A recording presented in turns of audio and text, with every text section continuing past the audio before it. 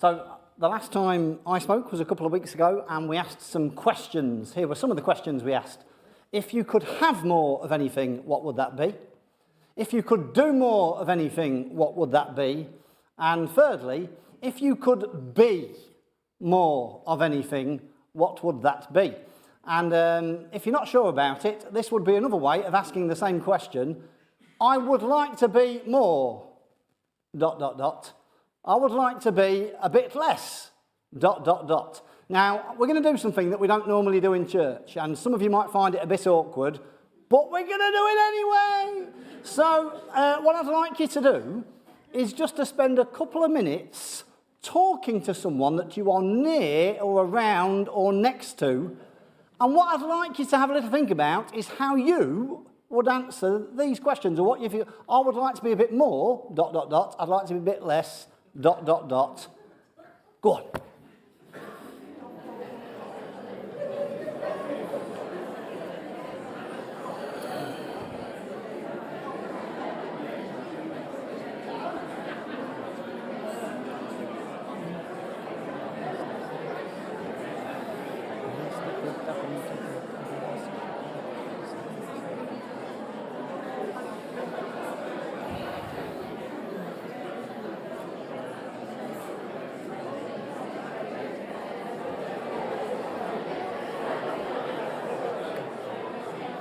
What would you like to be a bit more of, Tasha?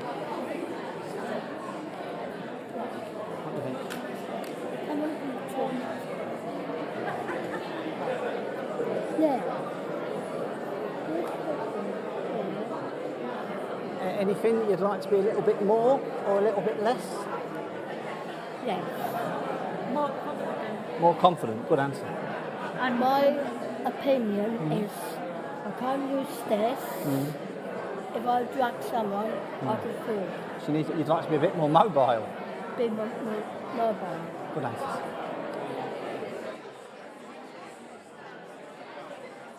Okay, we're going to draw that to a little close.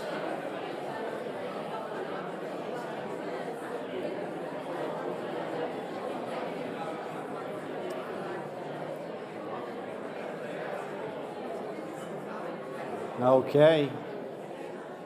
Kind of a shame, actually, to cut it off, but I'll have to, for reasons I'll explain.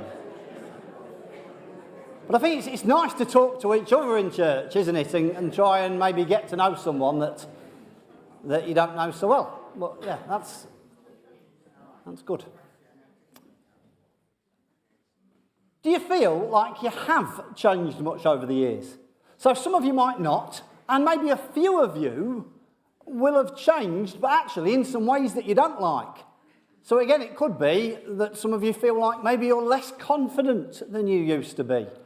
But I hope that many of you would feel like you've changed over the years and in some positive ways, because part of my belief, I suppose, about the Christian life is that that's what it should be like, that over the years we should change in some positive ways. The Reverend Dr. Martin Luther King Jr. said this: I may not be the man I want to be, I may not be the man I ought to be, I may not be the man I could be, I may not be the man I truly can be, but praise God, I'm not the man I once was. And I think like that, I do. I think, well, yeah, I'm definitely not the finished article, I'm definitely a work in process, but also I'm grateful that in some ways I'm not the man I used to be.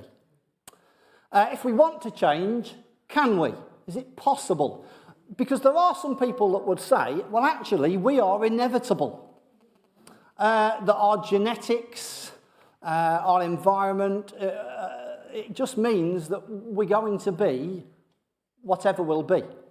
And there's a theological equivalent of that as well, that we will be just whatever we'll be, and we can't do anything about it. We can't change that. Well, I don't believe that. So I think change is possible. And if we want to change, we can. It's Mother's Day today, apparently. So congratulations to all of you who may have had a mother at some point. And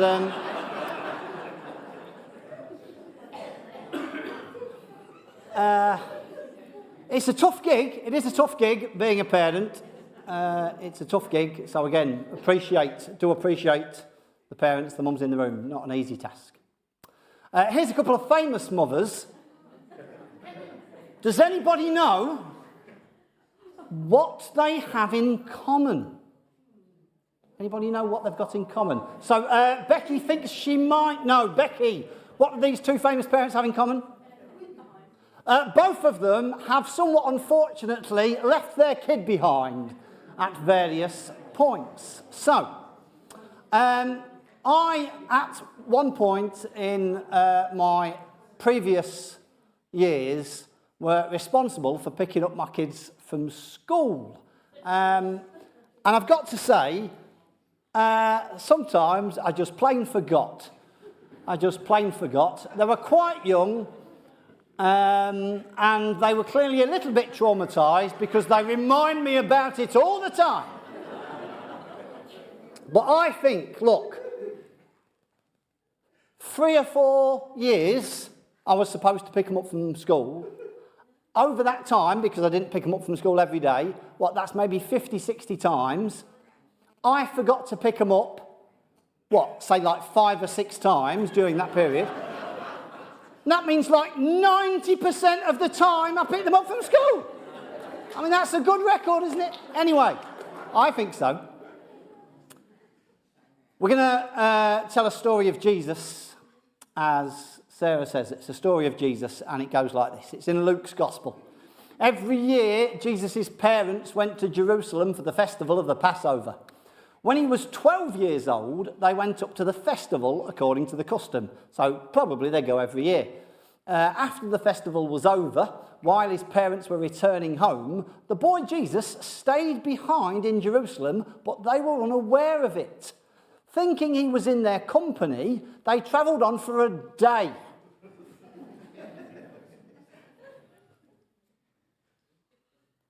If any of you ever feel like, I don't always feel like I'm a great parent. If your kid goes missing for a day, that's next level, isn't it? Anyway, apparently they travelled in a caravan, friends and relatives. Then they began looking for him among their relatives and friends, so perhaps they'd all go in a group from Nazareth with their friends and relatives. They'd all go down to the Passover together, so you'd think, he's with his mates. It's like some of the parents, at the end of the service, your kid's probably somewhere in the building, don't you? Your kid's probably somewhere in the building. He's just with friends and relatives. It's all right. That's probably what they were thinking. When they did not find him, they went back to Jerusalem to look for him like any responsible parent would. After 3 days!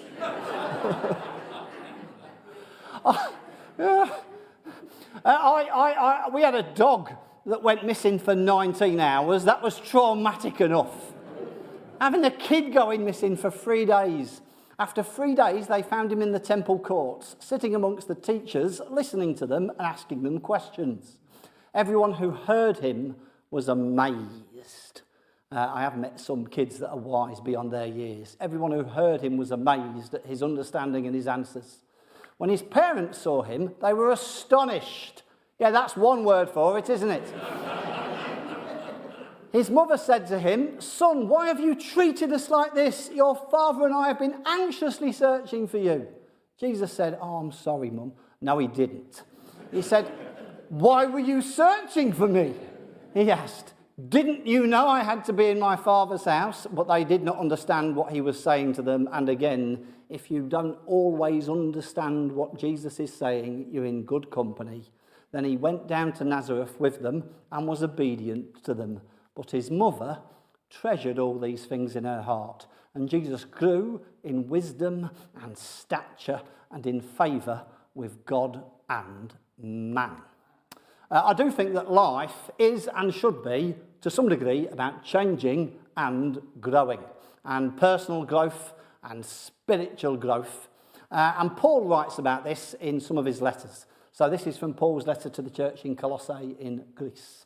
He says, "Since the day we heard about you, we've not stopped praying for you and asking God to fill you with the knowledge of his will, in all spiritual wisdom and understanding, so that you may walk in a manner worthy of the Lord, and may please him in every way, bearing fruit in every good work, growing in the knowledge of God. And within that little section, that little paragraph, there's that idea that when we get understanding, we get wisdom, and we know better, as a result of that, we can do better. It's a quote that's attributed to the poet Maya Angelou. When we know better, we do better. I think that's sometimes true. In his letter to the church in Thessalonica, he writes this: "We ought always to thank God for you, brothers and sisters, and rightly so, because your faith is growing more and more, and the love all of you have for one another is increasing." And perhaps those two things are connected, that as our faith grows, so does our love for one another. And wouldn't that be a lovely thing to be said of our church? Wouldn't that be great to look around the room and think our love for one another is increasing? I think that would be a beautiful thing. Is growth automatic, though? Is it automatic? I don't think it is. I mean, in some cases, obviously, we're all going to get older, but in other cases, I don't think growth is necessarily automatic. The Apostle Paul, he wrote this to the church in Corinth. He said, "When I was a child, I spoke like a child, I thought like a child, I reasoned like a child. When I became a man, I gave up childish ways." Now, Paul said that about himself, but do any of you know an adult that needs to grow up a bit? Yeah. Do any of you wonder if you'll ever grow up? I'm working on a poem. The title of my poem is this: "Will I grow up before I'm dead?" It's a question I ask myself now because I'm 50. It's like, at what point will I grow up? I'm running out of time to do it. Did Jesus have to mature? Well, yes, he did. Interesting, but it would appear that Jesus didn't arrive on the scene as the finished article. That Jesus had to mature. It says that Jesus grew in wisdom and stature and in favour with God and man. That word stature, Greek word heilekeia, and it means maturity. And it could be in size, as in he grew up physically, but it also could mean in years, and it could also mean in wisdom. He became more of who he was, or more of who he was made to be. It's an odd thing in some ways to think about Jesus like that, but that's what it says. He grew in wisdom and stature and in favour with God and man. And I think these are good life goals for any of us. I would like to grow in wisdom. I listen to stuff all the time, audiobooks and things like that, partly because I'm looking to grow in wisdom, and I'm doing an MA because I'm looking to grow in wisdom. I'd like to grow in maturity. And again, I'm not entirely sure what the process of that. I think sometimes it's the things we read. I think sometimes life circumstances can force you to grow up a bit or to adapt to situations and improve and stretch and grow. I'd like to grow in relationship to God. I'd like to grow in relationship to others. I'd like to grow in relationship to self, become more self-aware. One of the things that Paul said in his letter to the church in Rome that was read for us earlier, he says, "Do not think of yourself more highly than you ought to think, but rather consider yourself with sober judgment." Or in other words, try and see yourself as you really are. And that's one of the things I want to do, to see myself as I am. I'm doing a bit of counselling with Still Waters at the moment. And one of the things I'm kind of getting from that is learning more about me. Learning more about what I think and how I operate. I think it's useful sometimes to have someone else in your life that helps you to do that. One of my favourite authors, Dr. John C. Maxwell, says this: "Change is inevitable, growth is optional." So you are going to change, but will we grow?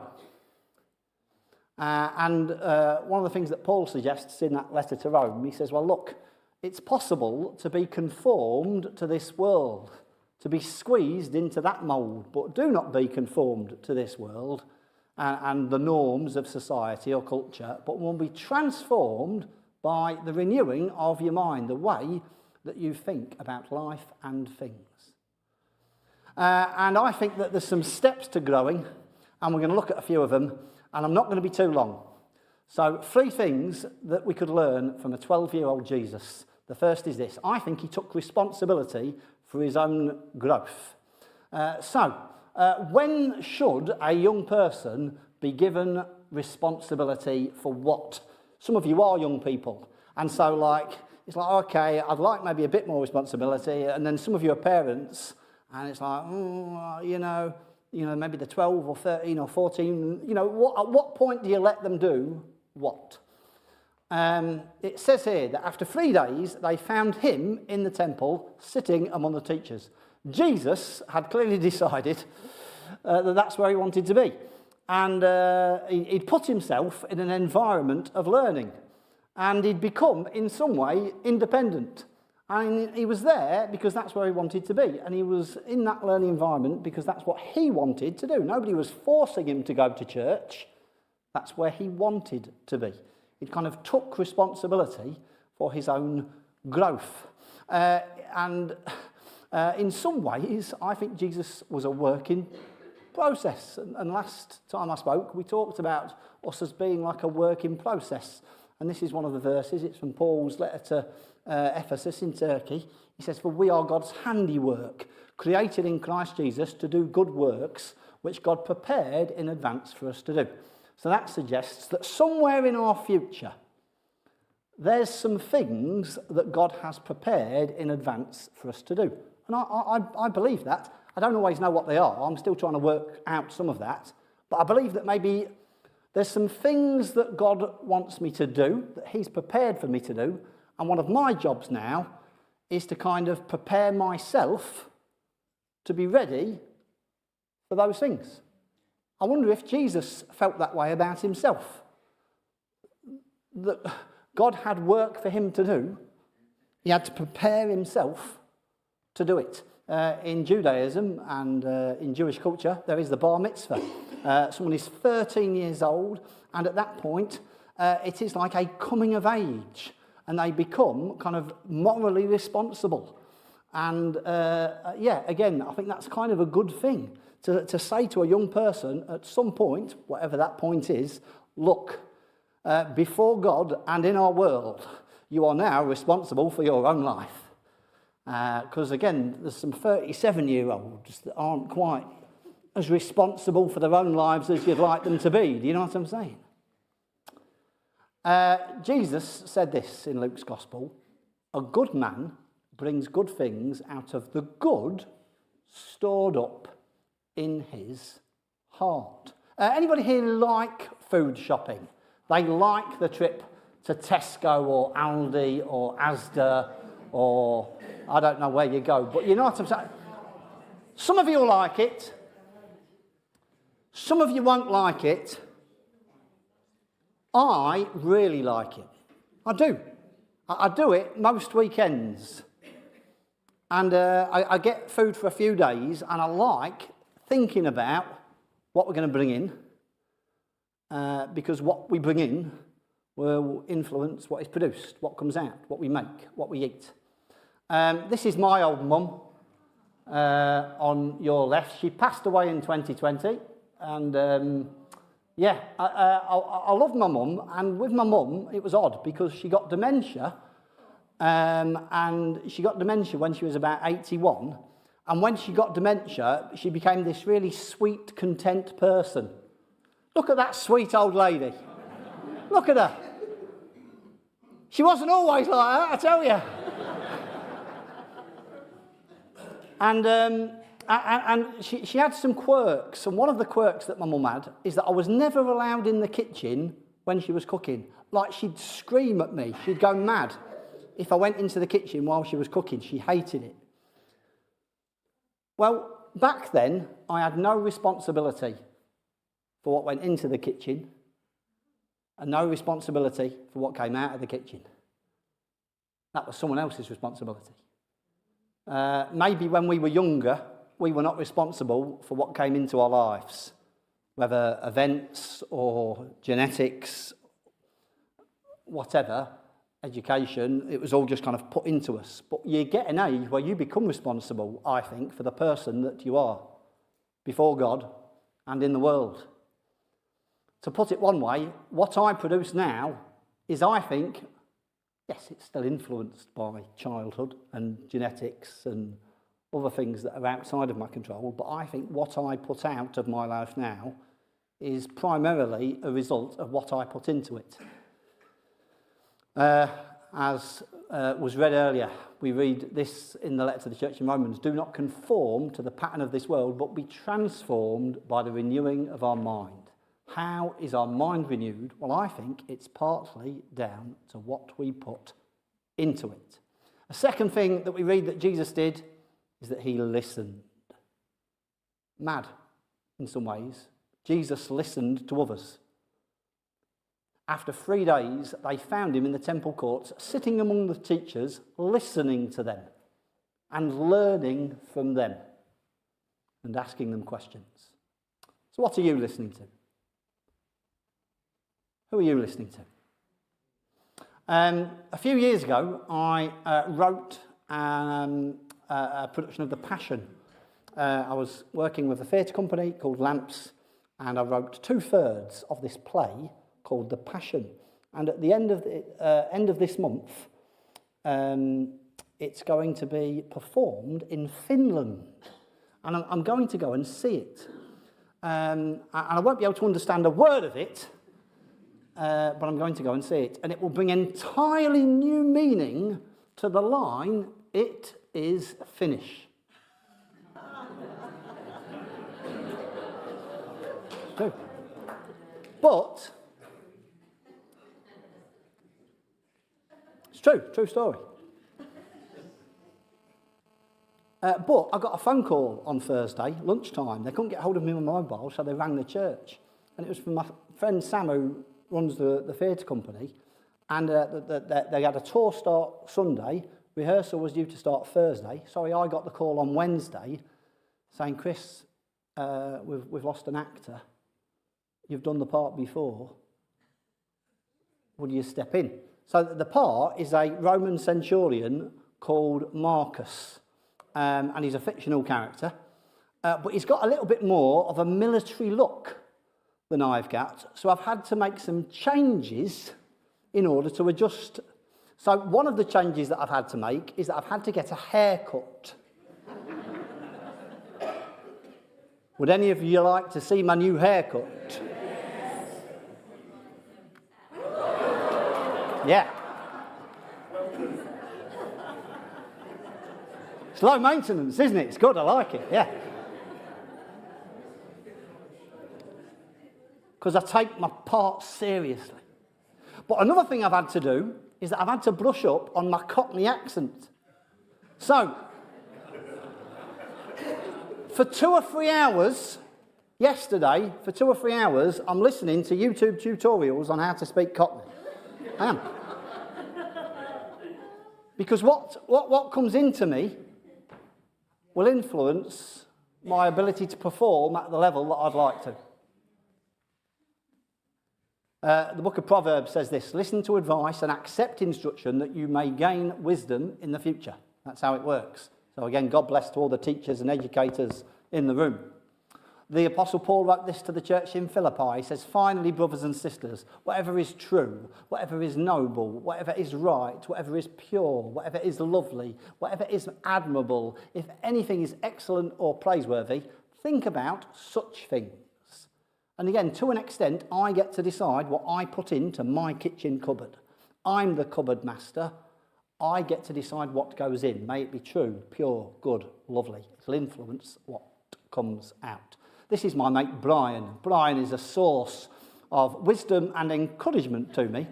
But why are you laughing? Why are you laughing? I don't understand why they're laughing. But also sometimes challenge. So there's been 1 or 2 times where he said something to me because he thought that maybe I was a bit out of order in some way. There's a proverb that says this: faithful are the wounds of a friend. In other words, sometimes we need people in our life that are in a position where they can tell us the truth. We can get some wisdom from that. Hopefully we improve and grow as a result. Thirdly and finally, Jesus asked questions. And again, mad. Jesus asked questions. After 3 days, they found him in the temple courts, sitting among the teachers, listening to them and asking them questions. If Jesus needed to ask questions, how much more might me need to ask some questions? To pursue truth and reality. I do believe that the extent to which we pursue truth is the extent to which we will understand God. God and truth are on the same side. And so, we've got a big old New Testament, and there's some famous lines in it. John chapter 3, verse 16, for God so loved the world that whosoever, some of you know the rest of the verse. We have that because a chap called Nicodemus had questions and came to Jesus with them. Most of Paul's writing, a lot of Paul's writing, perhaps not most of it, but a lot of it, is responses to questions that other people had. I believe that questions are good and useful. So, may God help us to bring our questions to the right places, the right sources. May God help us to find answers. May that help us to grow in wisdom. May God help us to be good listeners and learners. May God help us to take responsibility for our own growth